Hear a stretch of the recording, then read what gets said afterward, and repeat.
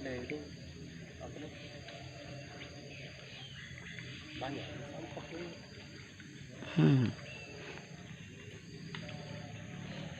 Naik.